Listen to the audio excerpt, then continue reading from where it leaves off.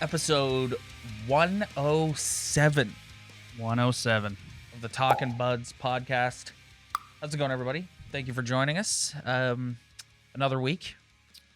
I would like to start this week off by making a statement, Okay, let's hear it. which is what I usually do every week. So that this really isn't any different. No. But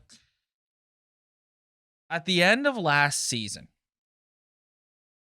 after the debacle that happened against the Habs, and everyone, myself included, was screaming from the rooftops, fire everyone, Yeah. right? I'd like to walk a portion of that back with respect to one Kyle Dubas. I do not believe, even if they flame out again this year, I do not believe that Kyle Dubas should lose his job. Kyle Dubas did a fantastic job sort of filling some roster holes going into this season. Look no further than deciding to replace Zach Hyman with Michael Bunting. Yeah. And we all wondered aloud, ourselves included. We were like, we thought the hype for Bunting for people who had watched him was a bit out of this world. We flat out made jokes about Michael Bunting and all the other guys who are relative no names on this roster. I want to be perfectly clear in that we weren't making fun of Michael Bunting, the hockey player. Yeah. We didn't know Michael Bunting. I didn't even know Michael Bunting was playing in the NHL. We were making fun of the people who were like heralding this guy as the savior. And we were like, slow down. Like, hasn't even played a full season in the league. Yeah. Well, the joke's on us because Michael Bunting is a fantastic hockey player. Yep. Who fits perfectly alongside Austin Matthews on the top line. Brings the Hyman element, but you could argue because his body hasn't taken the punishment that Zach Hyman's has over the years, that he's a more effective hockey player than Hyman was.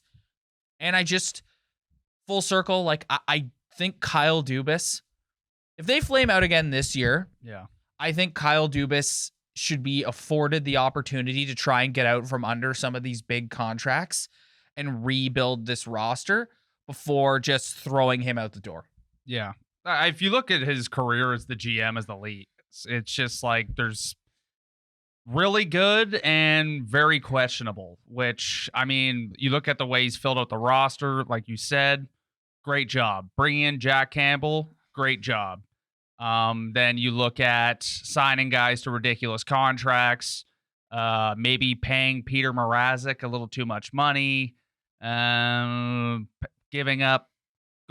Nick Foligno and all that stuff. So it's kind of split down the middle with him. But I understand what you're saying. It is very impressive, the guys he's brought in on no money and how they've contributed, and including sticking with guys like Engvall. Yeah. Like, how many times have we come on here and made fun of Pierre Engvall?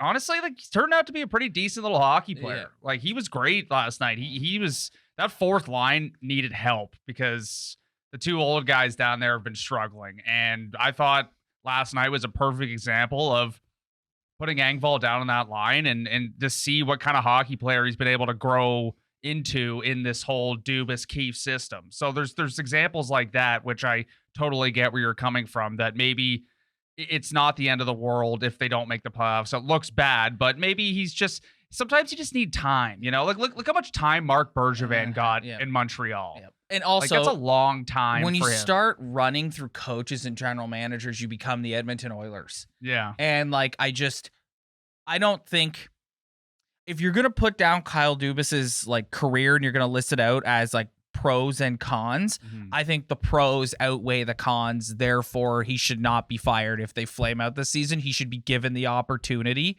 to get out from under one of these big contracts. That's what I think. And I just like, it's important to keep the continuity. Yeah. And the reason why I'm saying this and I wanted to start with this is because this is like, I've changed my mind on this. Like, I was blinded by rage.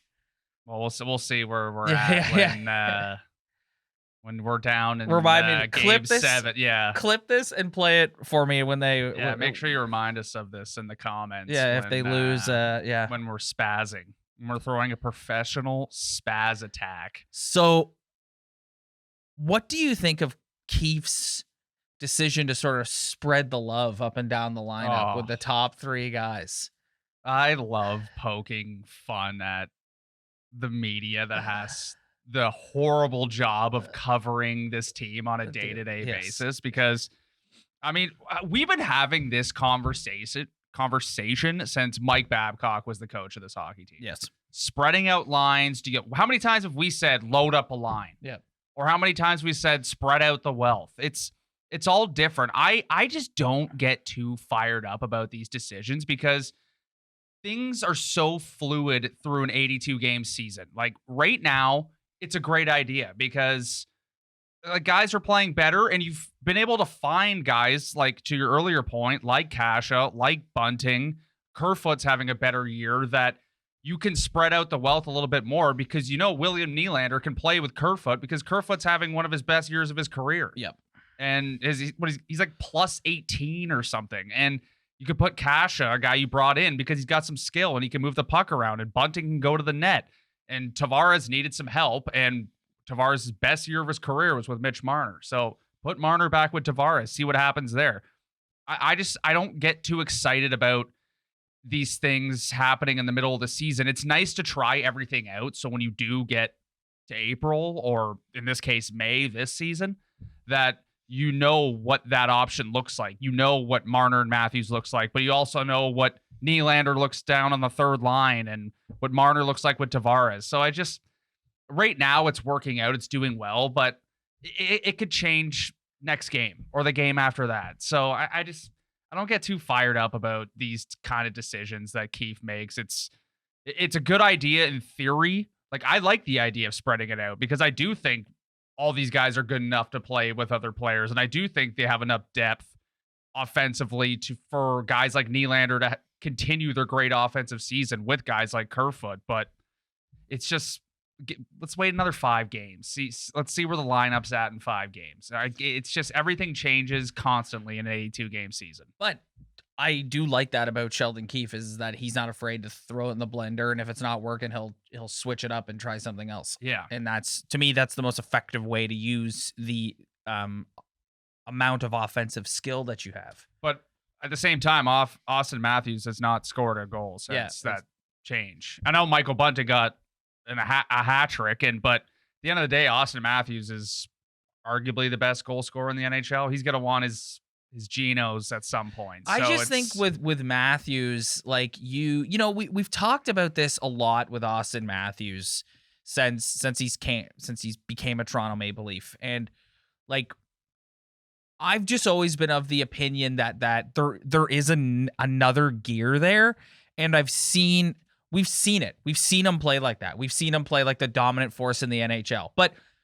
if not having Mitch Marner on your line is going to affect you this much, not saying that he hasn't played bad. He's had his fair share. But if let's say the offense does sort of sputter a little bit, that's a problem. Like, you need to be able to drive your own line. I don't think it's been for I don't think he's had a lack of chances. No. It's just not going in for him. But star players are treated differently and get different treatment than everybody else. So if this drought goes on a little bit longer, maybe he'll go to Sheldon and be like, maybe you could throw me a bone for a game and put Mitchie back on my line. Like, I don't know. Power play is number 1 in the NHL. Why? You love talking about the power play. Why? I don't know. Mitch Marner's decided he wanted to score on the power play again. Like, I don't know. They're just moving the puck more efficiently, and they're getting better shots on net. They're firing the puck on net more. They're moving quicker. They're not as predictable with always going to Matthews. You have Nylander on that in that option on the other side of the ice to shoot the puck. Morgan's putting it on the net more. Tavares is doing work down low. I think that this is. We always talk about playoff success. This is how you can win a playoff series. You got to keep this thing going. I'm not going to get too excited because we've seen this team go on stretches like this on the power play and then go to sleep. But you continue the better zone entries. You continue moving the puck quicker in your own zone. You have multiple options. Like Mitch Marner can actually shoot a puck. We saw that. So I don't want to see him passing it when he has a wide open lane ever again, or else I'm going to go and beat him over the head with a stick. But I just that power play being number one, like you go into the playoffs and that power play is as hot as they are right now. Like that could be a difference. And their penalty kill too. Yep. Like I'm pretty The sure PK, they're tied for 5th in the NHL. I think they have like a top. Yeah, they have a top 5. If you're PK. in the top 5 in both categories, like you're a damn good hockey team. The PK's been pretty solid all year. Yeah. Like it's had its moments, but it's for the most part it's been pretty solid. And Mikheyev's come back and he's added to that. But I think Mitch Marner is one of the best penalty killers in the NHL. I think Kerfoot's a good penalty killer. Their D, they kind of have anybody back there on D to play the penalty kill. That's kind of a rotating door, but that was always their biggest issue. Like a decade ago, they always had like the 28th power play in the NHL, and it was just garbage. So, I mean, look at their record. They're one of the top teams in the NHL, and that's because of the special teams. Like that's usually a good indication of where you're at in the standings when you're both top 5 in both special team categories. Like they got to keep that going. They got to keep the momentum going. It's not going to stay hot forever, but avoid those 0 for 10s, 0 for 15s, whatever they were, like 1 for 30 at one point last year. Like you can't have that going in the playoffs. Like you get into that tough game 7 situation, boy, you could really snap that streak if your power plays rolling like they are right now.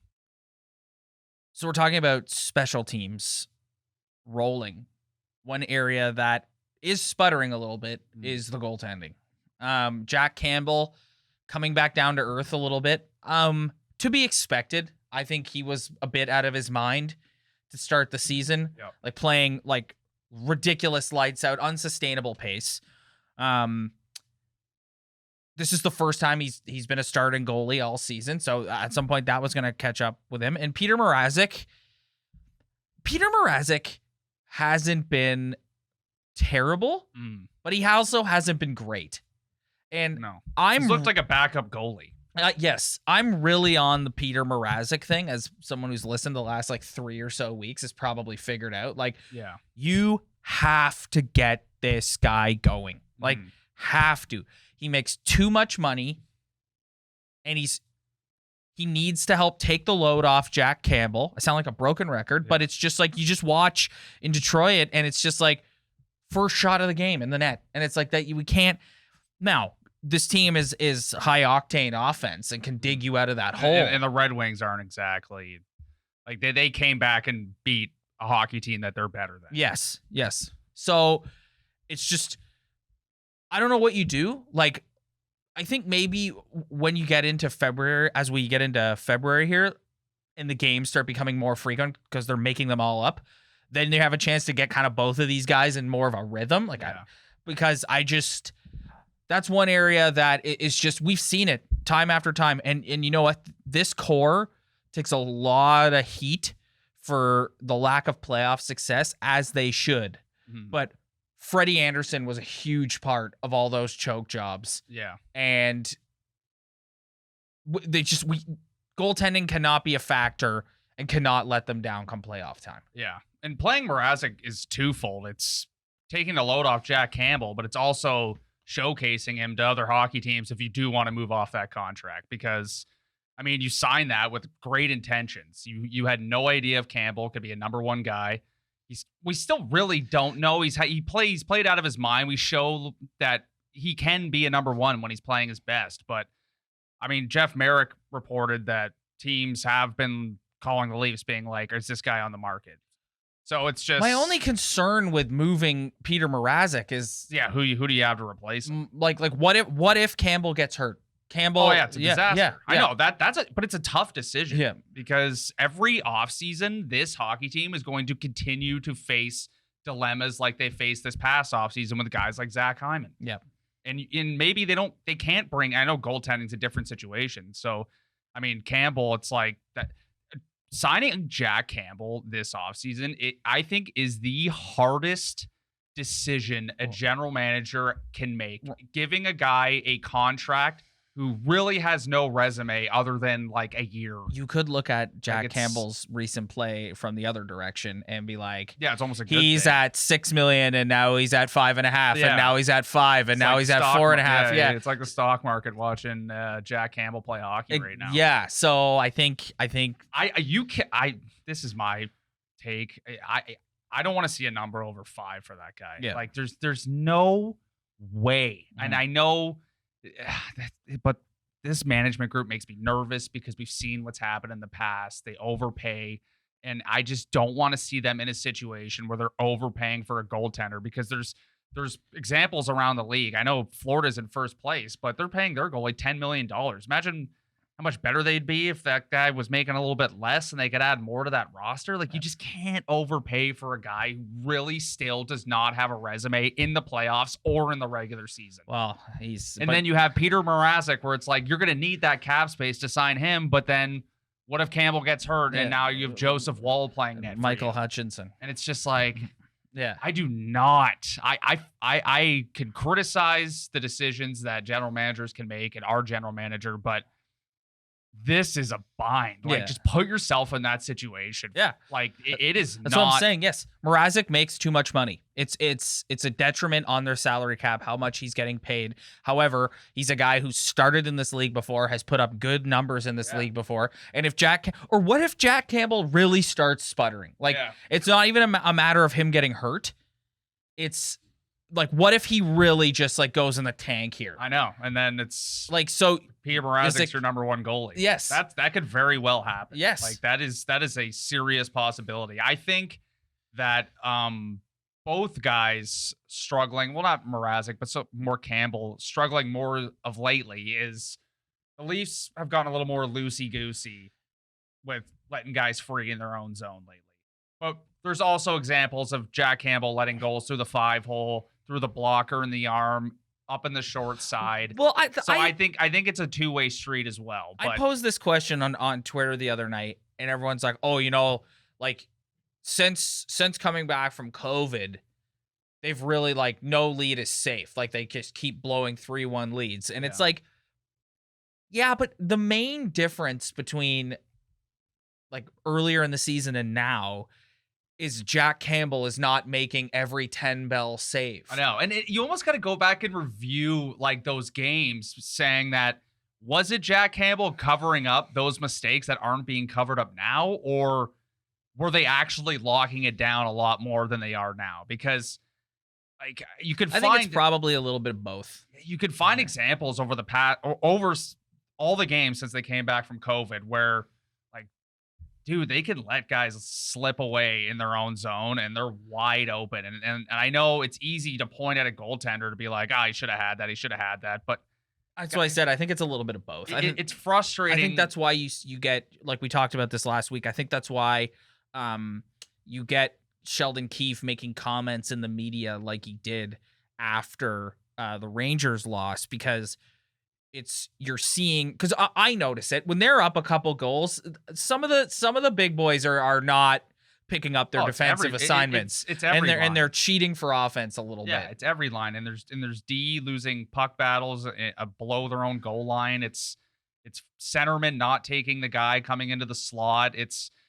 I find the whole goaltending conversation so interesting, because it's like, how many you want to give up 2 goals a game, right? If you give up 2 goals a game on average, you're going to win a lot of hockey games. But there are going to be some 2-on-1s, some missed assignments that your goalie can't get to. Yeah.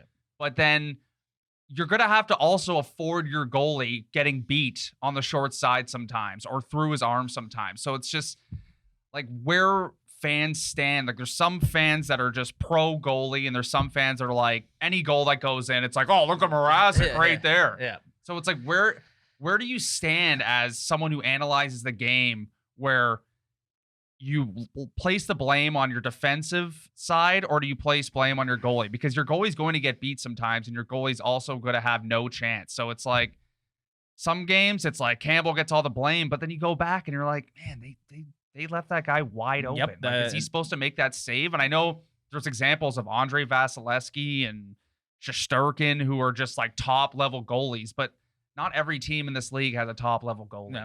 So it's it's really, you got to really sit down and analyze the goals that they're giving up, and really decide how much blame you want to rest on your goaltender. And I don't know if Kyle Dubas is doing that, or if anyone else is in charge in doing that, or what Keefe thinks about it. But it's such a big factor with the way Campbell's playing right now, because I just see so many different ways that goals are going in on him. I don't know. Well, hopefully, I think like over time, the key thing is let's get Mrazek going. Let's get him shouldering most of the workload. Let's also like maybe like my 2 cents. And I know that like this is, I don't know, like, can we have somebody sit down with Jack Campbell and go, enough, like enough with the hero media, self-blame. like enough, Yeah. like sit down and go, is this actually, or maybe it is something that he's struggling with mentally. So can we sit down with maybe the sports psychologist or something and be like, you okay, man? Because like after every game to be sitting in the media and go, this one's completely on me. It's like, let's stop that. Yeah. Like let's just, it's not your fault. A bunch of defensive zone breakdowns. It's okay to come out after a game and say, yeah, I wish I had that one back or a couple of those back. But like to like every game, like, and it's he's not that goalie where it's like that was totally on Campbell. no, that's Like, it's like what I was alluding to what I'm saying. earlier. So There's both sides. So as a team, when you come out in the media and you are making comments post game, it's just throw the general, yeah, like just do it. win as a team, lose as Yeah, a team, just type do of it. thing. And if he really is somebody that like puts a lot of stuff on himself, then I hope that they have someone behind the scenes who's like kind of helping him through that, because I don't think it's good for him. I think if you're slumping, he's not slumping. He's just not playing at that level. To like beat yourself up like that mentally is only going to make it worse. So let's just get through it and just, yeah, like it's okay, man. It's okay. It's not your fault. This city is flip-floppy when it comes to goaltending. And though. defensemen. Like, oh my goodness. Like one bad game and you're just in the doghouse in this city. Well, I think Like, this fan base has been really he was making like ridiculous saves. yeah, he was playing at a like a Vezina level. Like high level. Yes. Like his numbers, and it wasn't just a month. Like Freddie always had the one bad month, one great month. Like it was those first 2 to 3 months, he was just on fire. And then he starts kind of just letting in goals that any other goalie in the league would let in. And it's just like, we're all turning on him. We all hate him. We're all questioning him. It's just, I think that's what happens when you're a fan base that has so suffered hard. decades of losing. It's so hard to be patient as a hockey fan, but it's just like, man, this is a grind. This game is a grind. The season is a grind. Stuff happens. There's different segments of success and failure, and it's so hard to keep a level head when it comes to the results that come out of this team. It's just, some people can handle it. Some people are just hot, but like we've said in the past, it's usually driven by media that has to cover the team on a daily basis. So it's like you're kind of living and dying with each game that's being played. Before we get out of here, can we talk a little bit about the Arizona Coyotes playing in a 5,000 seat arena on a campus somewhere, and why Gary Bettman just insists on making sure that this hockey team exists? One night I had a very vivid dream. And my dream entailed at least 8 hockey teams being cut out of this league and being shrunk down to 22 or 20 teams. Yeah, it'd be way better. And how much better every roster would be, how much better every product would be. There's enough big like cities and markets that smaller markets could gravitate towards, and you can live here and be a Bruins fan. You can live here and be a Leaf fan. How much better the product would be if you just cut the crap with all this Arizona BS. Like, it's just like, it's a joke. It is a joke. It's a joke. And I know like the Hurricanes are the best team in the Eastern Conference, and the Florida Panthers are best team in the Eastern Conference. But there was a lot of years where that wasn't the case. And I think there's at least 8 hockey teams that you could snip right out of this league right now, and the product would be so much better and so so much hotter and so much more competitive. Mhm. And it would just be so much better. This is crap. Yeah, it Like, is. this is garbage. It is garbage. Can we? This hockey team is moving into a 5,000 seat arena, Ugh. which they still won't be able to fill. Can we please Ugh. never again talk about Austin Matthews going to the Arizona Coyotes? I was never on that train. Anyways. Like, if he leaves, I'm not saying he's staying, No. but if he leaves, he's not going to the Arizona Coyotes. No, I was never on that train. He's a big market fella. He loves bright lights, big city. I don't think he loves he's, it. I don't think he's going to a small market. All right, get out of here. Another week of hockey ahead. We're getting into the home stretch here in Feb, where it's just going to be like bang, bang, bang, bang every night, and get caught up and keep going towards the playoffs, man. Blowing leads, keep coming back from leads, Heading towards that trade deadline. What's Yep. Kyle Dubas going to do? Is he going to bolster the defense? If he's going to, like, I hate when they start throwing out names. Like the name this week was they're throwing out Josh Manson from the Ducks, and it's just like it gets me. I'm not smart enough to sit down and be Brandon Pridham with the numbers. Yeah. Like I'm never gonna go on Cap Friendly, print out a sheet, and start figuring out how they're gonna do that. But you start throwing out names like that, and it just gets me like kind of excited. But it's just like, nah, it's never gonna happen. No. Like, it's never gonna happen. They're gonna end up going out and getting a Ben Hutton or something. Like it's just like, but that's all they can do, and so yeah, it is what it is. I could dream, but it never makes any sense to me when they start throwing out names that could actually come in and make a difference. Like it just, I don't know. But I can only pray. All right, well, only time will tell, my friend. Thanks everybody for checking us out. If you like what you see, hit that like and subscribe button below. Also, if you're listening on the audio on Spotify or iTunes, leave a 5-star review. Yeah. Hit the like button, subscribe, come along with us. Thanks everybody. We'll see you next week. Buddy.